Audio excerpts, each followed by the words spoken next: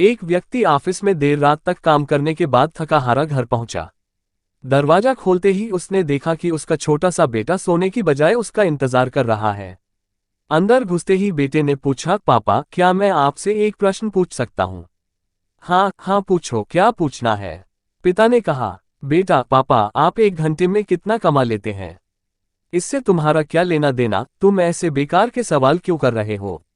पिता ने झुंझलाते हुए उत्तर दिया, बेटा मैं बस यूं ही जानना चाहता हूँ, प्लीज बताइए कि आप एक घंटे में कितना कमाते हैं। पिता ने गुस्से से उसकी तरफ देखते हुए कहा, नहीं बताऊंगा, तुम जाकर सो जाओ। ये सुन बेटा दुखी हो गया और वह अपने कमरे में चला गया।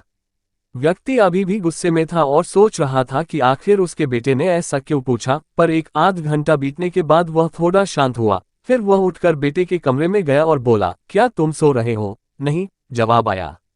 मैं सोच रहा था कि शायद मैंने बेकार में ही तुम्हें डांट दिया, दरअसल दिन भर के काम से मैं बहुत थक गया था।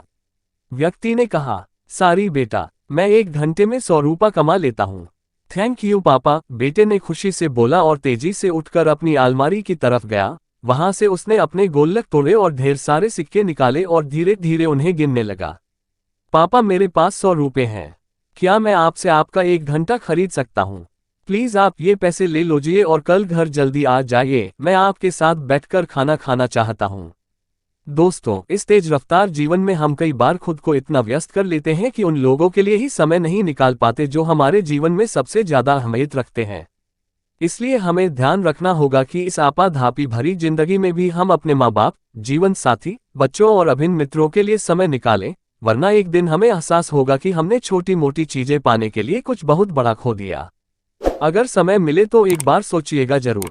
और भी अच्छी कहानी सुनने के लिए वीडियो को लाइक करें, चैनल को सब्सक्राइब जरूर करें।